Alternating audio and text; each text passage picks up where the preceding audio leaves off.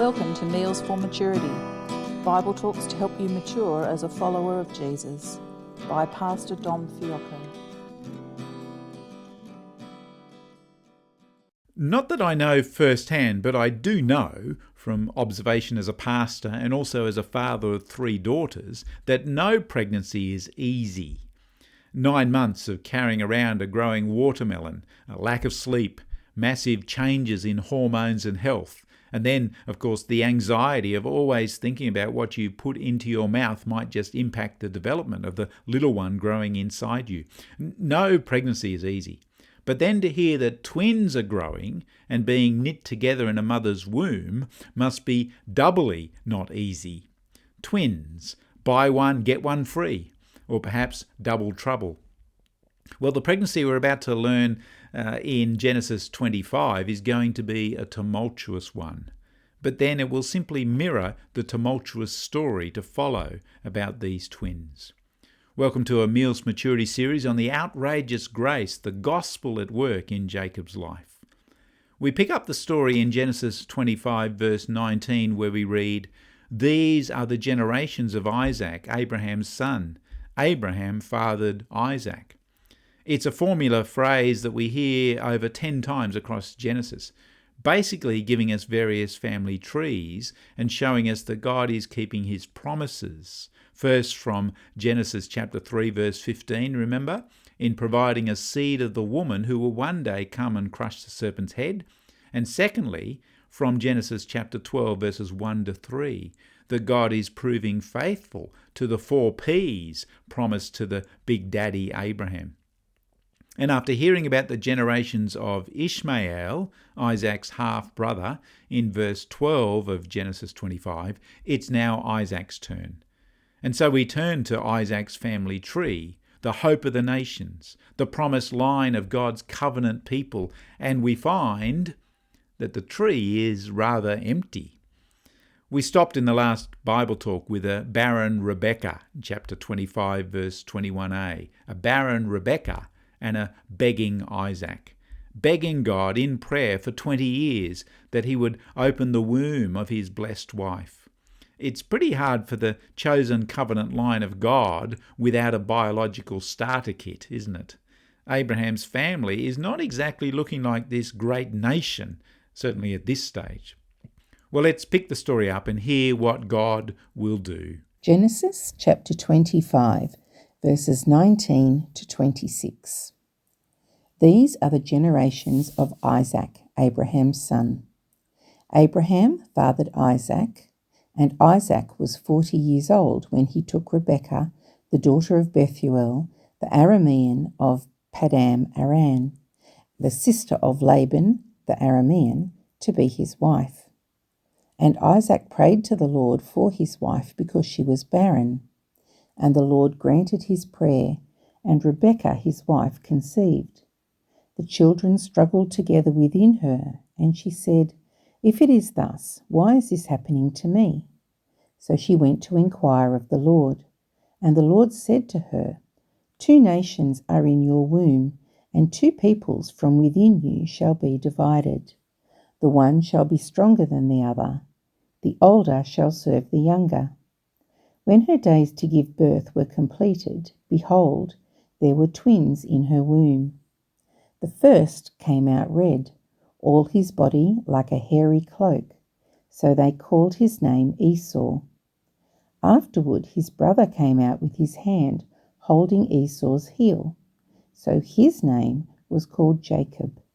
Isaac was 60 years old when she bore them. We soon learn that Isaac turns to the prayer way rather than the Abraham and Sarah plotting way to have a child through the servant girl Hagar, remember back in Genesis 16. You see, Isaac is a good model of godliness and trust at this point in time. And then we can imagine old Isaac, laugh to himself, having a good laugh when the news finally comes from his wife that she's expecting. Clearly, we're meant to see that she is pregnant because of God's mighty intervention, God's sovereignty at work, despite years and years of waiting. And so Isaac clearly models godliness in his waiting and praying. But so too does Rebekah's piety shine through. In verse 22, we find her going to the Lord in prayer as well. And like her husband at this point in the storyline, her godly character shines. And God in his kindness hears her prayer and responds, all in one verse. She's praying as she carries twins that have come about as a result of 20 years of persevering prayer. So barrenness is no longer the issue, it's the battle that's the problem. See, Rebecca wants to know why these two bubs in her womb are kicking her so much. But the answer comes back from God. Those two kids are not kicking you, they're punching each other. In fact, the Hebrew word used in verse 22 for struggling together is literally smashing together. You see, even before they're toddlers smashing into each other's imaginary camels and carts, World War III seems to be happening in the womb of Rebecca. And there's not much room in the womb for kickboxing competitions. So Rebecca cries out to God, "What's happening inside my womb today, Lord?" And in verse 23, God gives her and us the answer. The issue isn't that she was just carrying active twins, it's that she's carrying within her two nations. And already she's told of the future and the division, the animosity, the enmity that will follow between her two boys. And she's also told by God something else that must have been bewildering to Mum and Dad to hear. And of course, this will cause theologians down the ages to spill lots of ink and to drink too much coffee and even to argue away so that sometimes Bible colleges might split and divide over which twin they want to follow. But the word from God is clear as day, even though we like to add a bit of fog to the matter. Verse 23, "And the Lord said to her, 2 nations are in your womb, and 2 peoples from within you shall be divided. The one shall be stronger than the other, and the older shall serve the younger." Now, if you've been reading Genesis up to this point in time, at one level, we shouldn't be too surprised. I mean, God's done this older serving the younger thingo before. Abel, the younger, is accepted over Cain, the elder. The line of Seth is chosen over the line of Cain. Isaac the younger is chosen over older brother Ishmael. And later on we'll see Rachel is chosen by God before her older sister Leah. And then to really annoy 11 brothers, Joseph at the end of the Genesis story is picked ahead of his older siblings. So God telling Rebecca that the younger twin will rule over the older twin is not something left field. But then again, it must have been strange to hear and for Rebecca and Isaac to process. See, the principle in Old Testament times of the elder being the favoured and blessed one and receiving dad's material inheritance and all the responsibilities and stress that comes from that, it's now being overturned yet again by God's eternal decree and plans. The conventional rights of the younger to serve the older is being reversed. One writer puts it well, the order of nature is not necessarily the order of grace. And as we'll see time and time again, God's ways are so extraordinarily different than ours. You just have to think again about the gospel story, Jesus on the cross, to see that. A suffering Saviour, yet a victorious Lord. A lamb that is slain, yet the Lion of Judah roars. Now, I'm sure pregnant mums would love the fact that we go from verse 23 to verse 24, and in one breath, Rebecca gives birth to the twins. If only it was that quick, hey? And so verse 25 gives us the dramatic delivery birth details. First about Esau, and then a post on Isaac and Rebecca's Facebook page. Isaac and Rebecca are pleased to announce the birth of baby number 1. We're calling him Esau. It reminds us of red. Don't laugh. It's a good solid name to describe this hairy, red-haired, red-faced young fella. Maybe one day he'll meet a lady in red and like red wine with his red buffalo steak. And then verse 26 and the next big announcement. Isaac and Rebecca are pleased to announce the birth of boy number 2. We're calling him Jacob. reminds us of heel, for he came out clutching at Esau's heel. We're not sure what that's all about. Anyway, thanks for your prayers. Maybe you could keep praying for us and the twins. The pregnancy was a real battle as they squished together, but I reckon they'll be just great friends. The choice of baby names across the Old Testament world and even into New Testament times is often related to the birth story or the hopes and dreams of mum and dad for their bundle of joy just born. Esau could mean both red or hairy. Jacob could mean either heel or supplanter. Esau seems to be named around his appearance, Jacob named around his actions. Both names become important across the rest of the drama to follow. It's a common story that twins have always captured the human imagination. Twins will tell you that strangers will often stop them on the street just to chat to them about twinning. Identical twins, of course, will get even more stares from strangers as they try and work out why they're seeing double. But you don't have to be identical to capture people's attention. And today, twins can make lots of money if they're attractive, if they have the right connections, if they display skill and expertise in particular fields. And so we have famous twins like Robin and Maurice Gibb, along with their older brother Barry. And so come the Bee Gees, who unfortunately are no longer staying alive. Then there's Mary Kate and Ashley Olsen. They act together in some movies. No doubt they tricked their teachers at school when they were growing up. Steve and Mark Waugh. They carried Australia through many Ashes battles against England in the cricket. Then there's the Bella twins. They apparently wrestle away and make lots of money, and then beauty products. The musicians Benji and Joel Madden decide to be Good Charlotte. Perhaps Bad Charlotte was just too bad to make music together. The thing about these famous twins, and you might be able to think of others as well, and infamous twins, is that for most of them, they like each other in some way or form, and so they decide to team up. They team resources and they excel together. But if you know anything about the twins, Esau and Jacob, in our Bible stories to come, well, there's not a lot of love and working together. In fact, it would make for a pretty amazing reality TV show with the ratings through the roof because of the conflict that's to come. Peter Sellers plays the American president in that old movie Dr. Strangelove.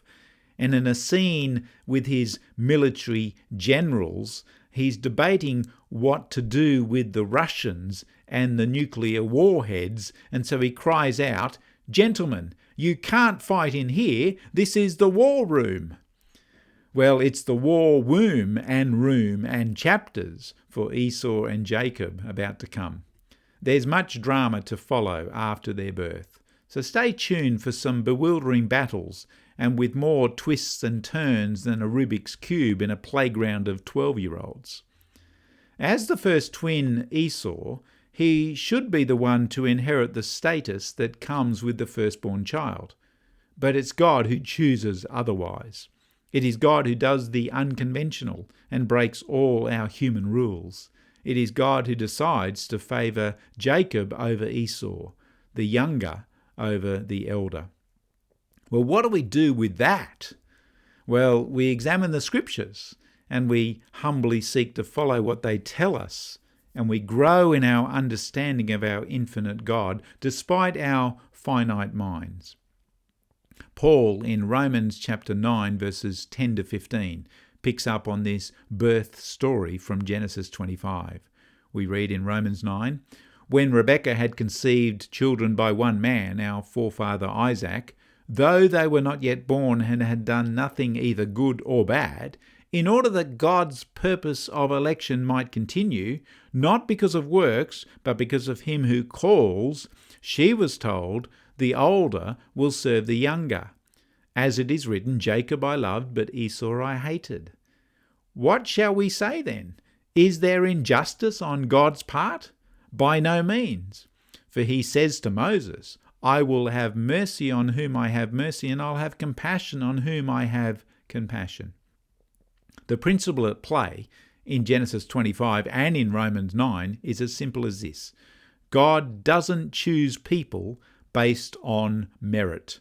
He doesn't choose them based on what they do or have done or will do. Rather, he chooses to save and work in people based on his sovereign grace. What is the reason God chooses the junior Jacob over the elder Esau? What is the reason given in Romans chapter 9? Well, it's the one we so often struggle with, but it's there, and it can't be changed or liquid papered out or cancelled out of our Bibles. It's grace, infinite grace, God's sovereign electing grace at work from the womb to Jacob's birth, through his life, as we'll see, right up to his death. We might even call it outrageous grace. Later on, we read in Romans chapter 9, verses 18 to 23 onwards. So then he has mercy, God has mercy on whomever he wills, and he hardens whomever he wills. And Paul writes, "You will say to me then, why does he still find fault? For who can resist his will? But who are you, O man, O woman, to answer back to God? Will what is moulded say to its moulder, why have you made me like this? Has the potter no right over the clay to make out of the same lump one vessel for honourable use and another for dishonourable use? What if God, desiring to show his wrath and to make known his power, has endured with much patience vessels of wrath prepared for destruction, in order to make known the riches of his glory for vessels of mercy, which he has prepared beforehand for glory?" Charles Spurgeon once gave this simple illustration, which I think helps us a little help us to fathom this outrageous grace.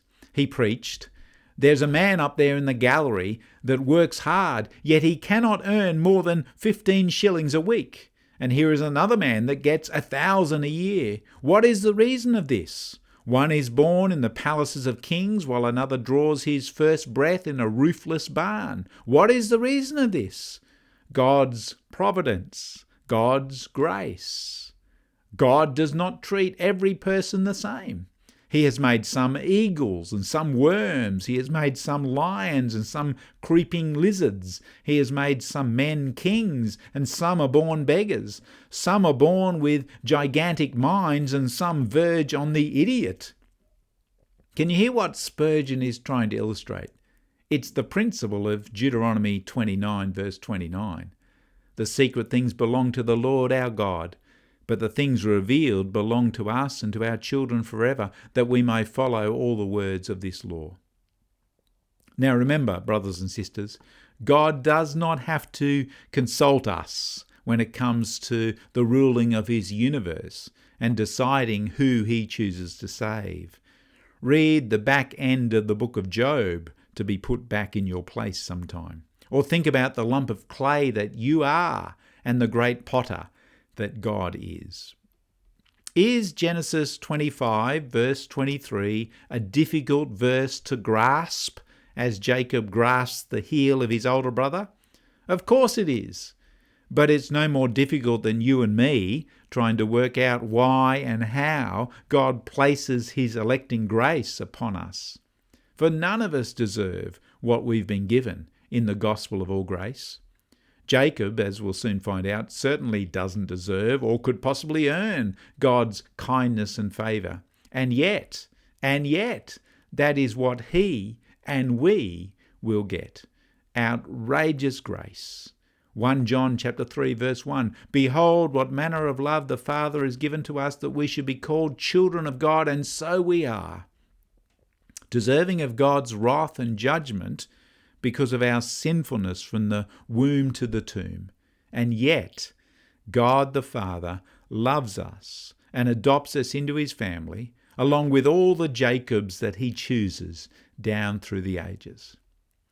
And at one level, if you are not scandalized and outraged by God's grace in this early story of Jacob, then perhaps you haven't fully grasped grace. Grace that is somehow earned defeats the very definition of grace, doesn't it? Grace based on our directives, our doings, our delightfulness is not grace at all. And if the battlefield in the womb of Rebekah tells us anything, followed by God's choice of the younger twin, then surely it points us to see that it's grace from start to finish. Outrageous grace that Jacob neither deserves, but then again, are we any different? Rejoice right now, whatever you're doing. Stop and thank God for his outrageous grace in choosing you before the foundation of the world. And rejoice that God operates in the realm of grace so that he alone gets the glory. Thanks for listening to Meals for Maturity. Keep growing in the grace and knowledge of our Lord and Saviour, Jesus Christ.